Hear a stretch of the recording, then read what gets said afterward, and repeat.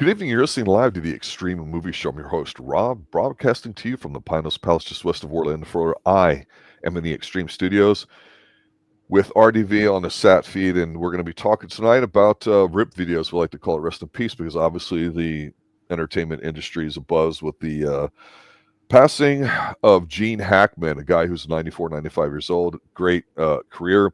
We choose to kind of not really talk about some of the salacious details that may or may not come up when somebody passes and just talk about their work. And RDV, I know you and I have talked about Gene Hackman a lot. We've never necessarily done something specific about him, but he always seems to come up. This guy's got a long storied career. I wanted to ask you specifically as people start to file in chat, what was the first time you remember clearly going, that's Gene Hackman, or who is this guy? What role was it? What movie? Do you remember? For me, it was Lex Luthor. And Superman. Superman 78. Yes. The greatest criminal mastermind ever. And then obviously after I watched Mississippi Burning, you know, we reviewed The French Connection on here too. I watched the Quick and the Dead, which is an okay movie. Just seeing him in other roles now. I was, before we went live, I'm about 40 minutes into Bridge Too Far. Yeah, I've seen Gene Hackman a lot growing up. Obviously, I've mentioned so many times on here, Young Frankenstein is one of my favorite comedies of all time. He has a cameo in it that's kind of interesting and funny. French Connection movies I enjoy a lot.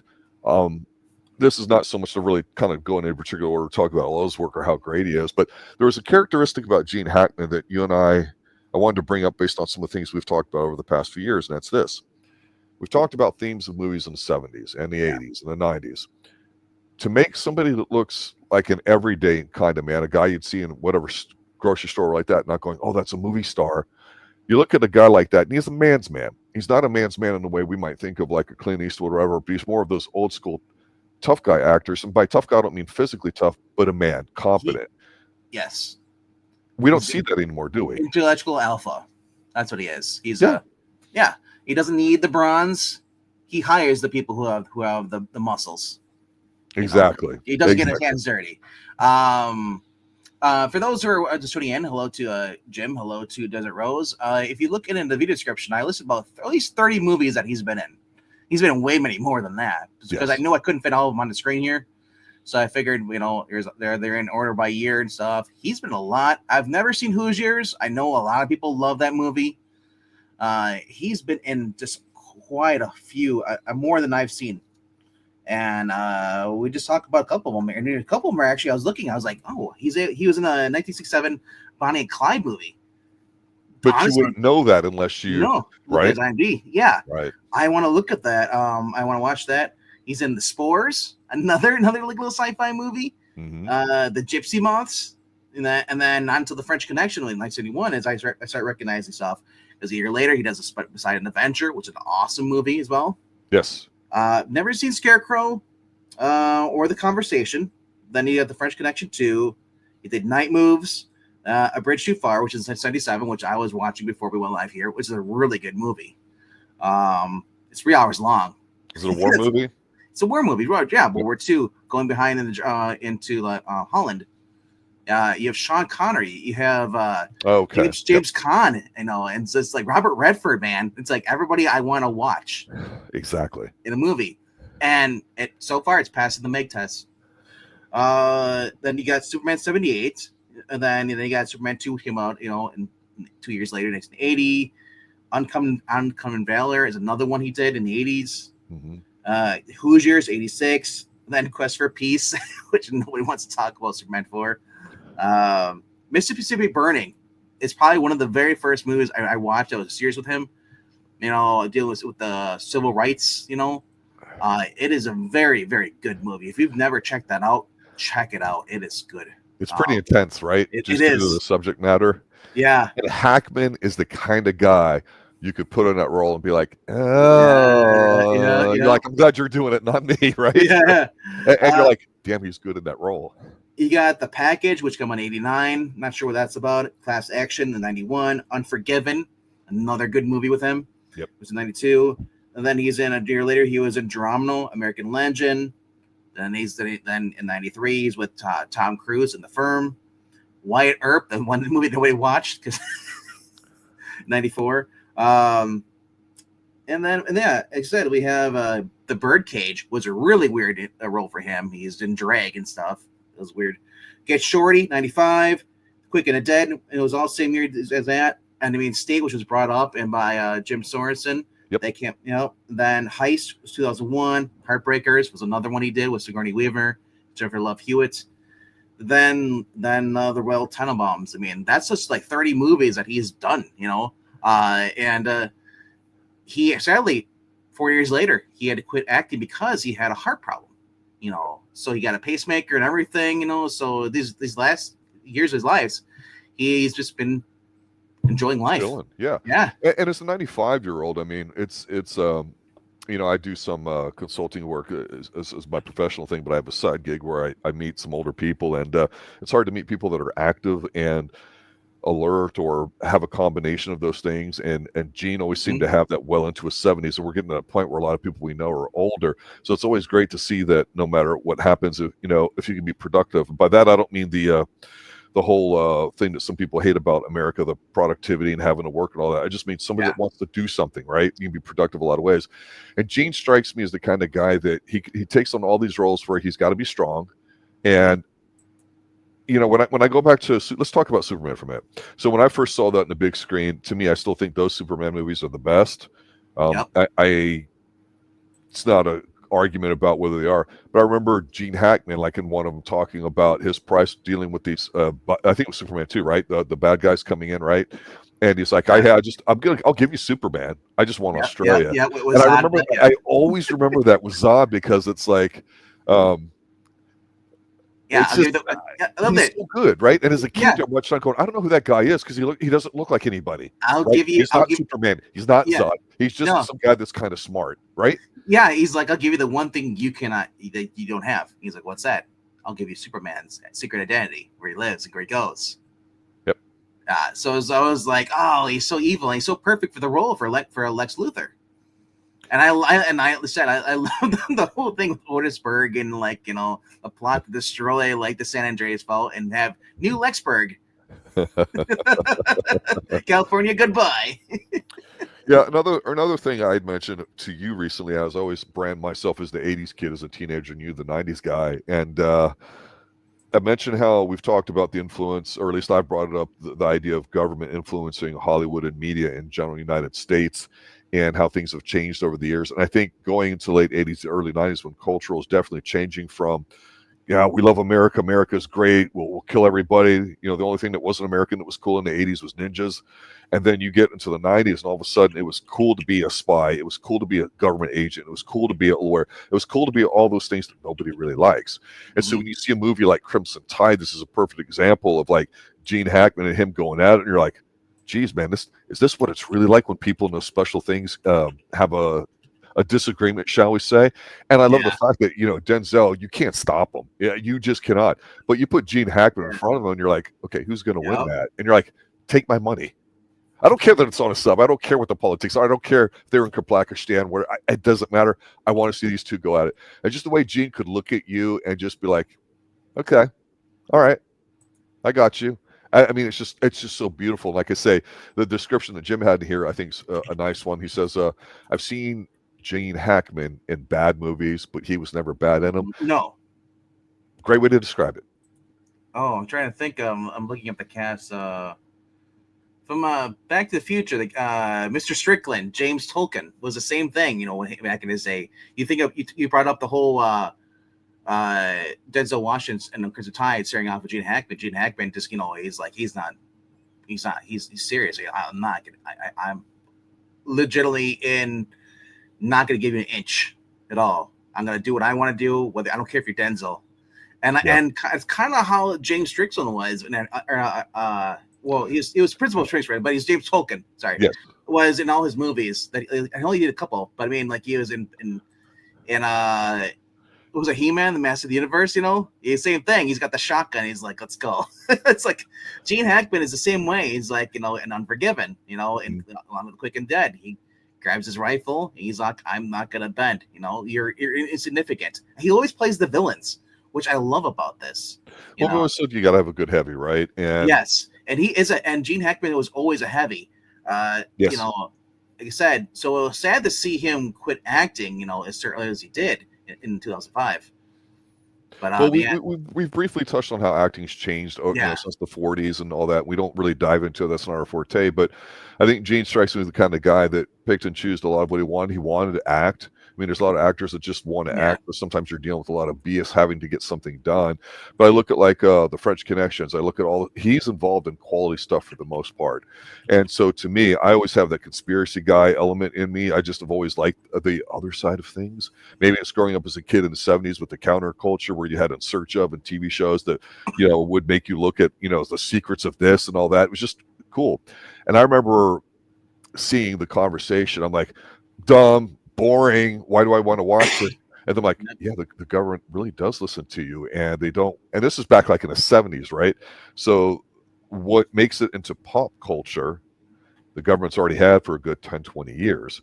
And so it was interesting to see that, because we would see movies in the late '90s or even 2000s that would deal with things and themes of that nature. And so to see Gene Hackman kind of take that paranoid thing that we take seriously, instead of like conspiracy theory, which is kind of cooler because it's Mel Gibson, right?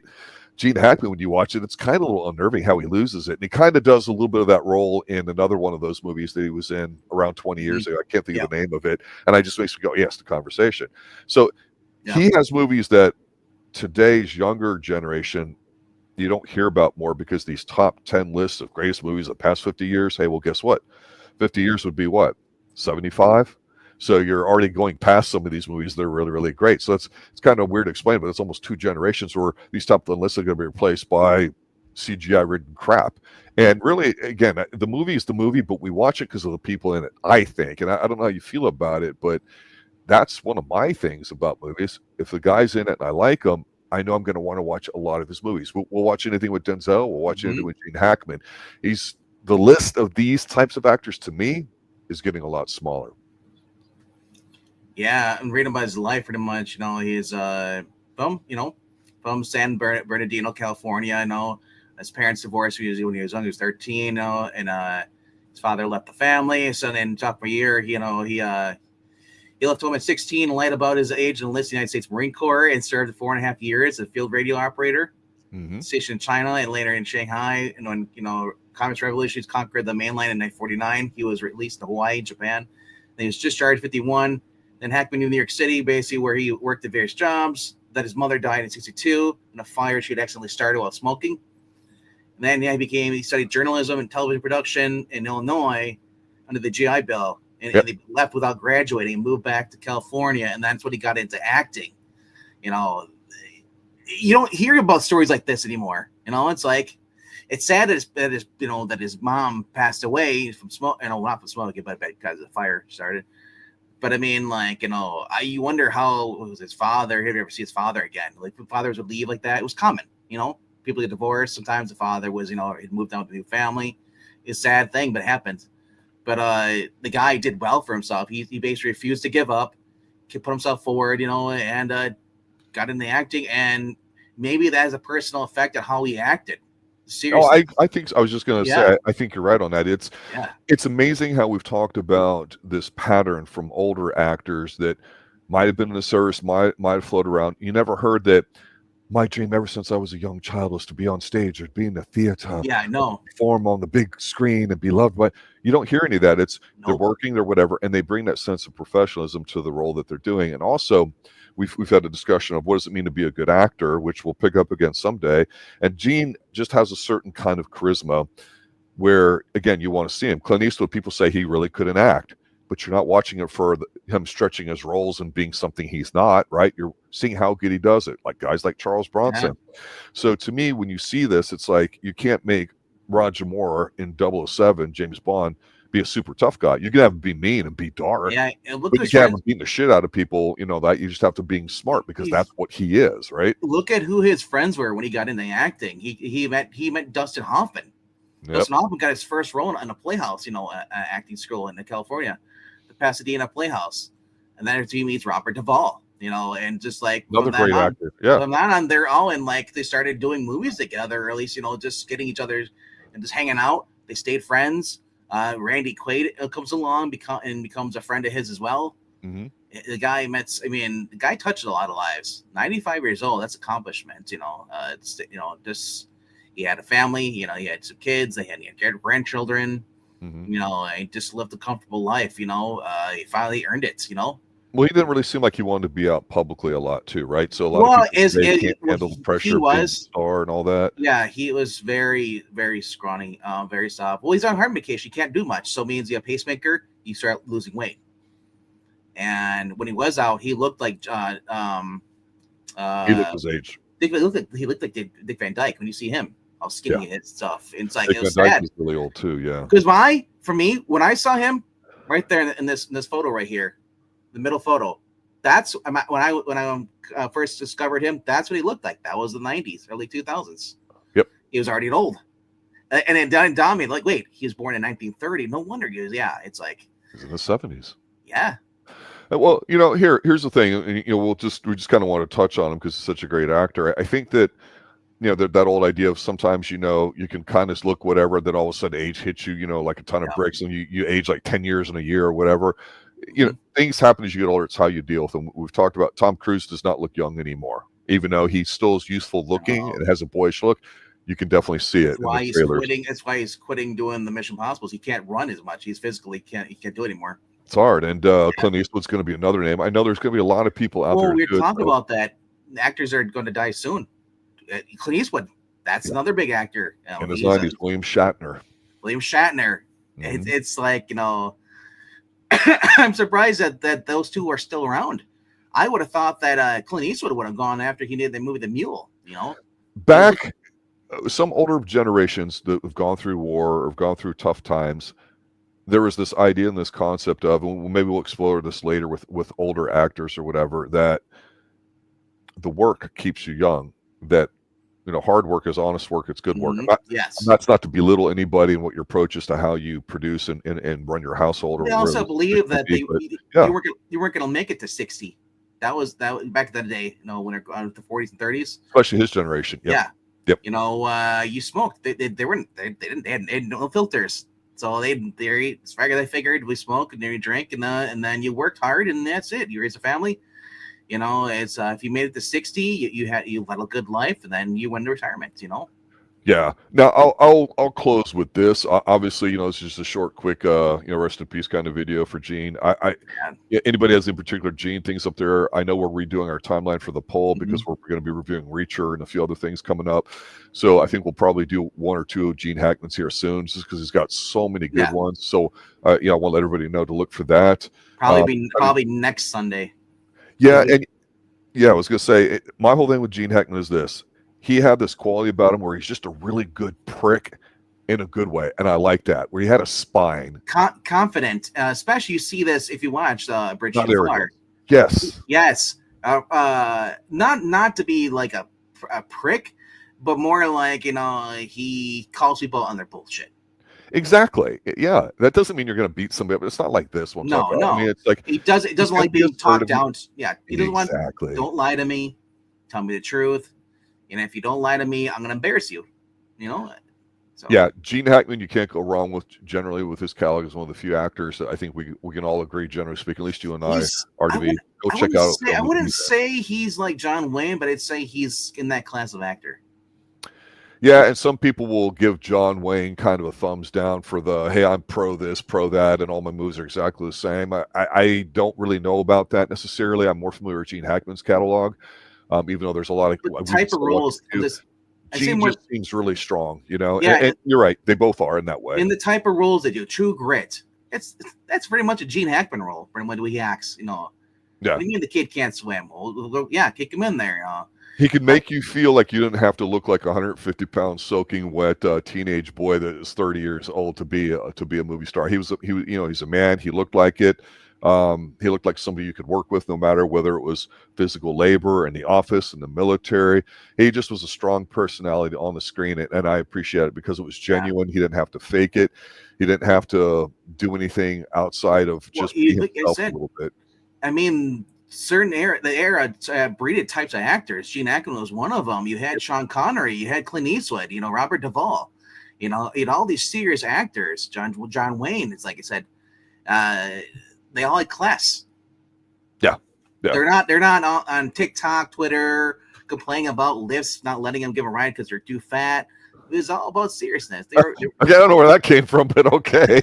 Well, that was that one. I'm not asking. I'm just saying that's the nonsense we see today now. Social media. It's like, oh, hear about so and so actor is virtue signaling about this. It's like, who gives a shit? These guys went out there, they did what they do their job, and then they went home.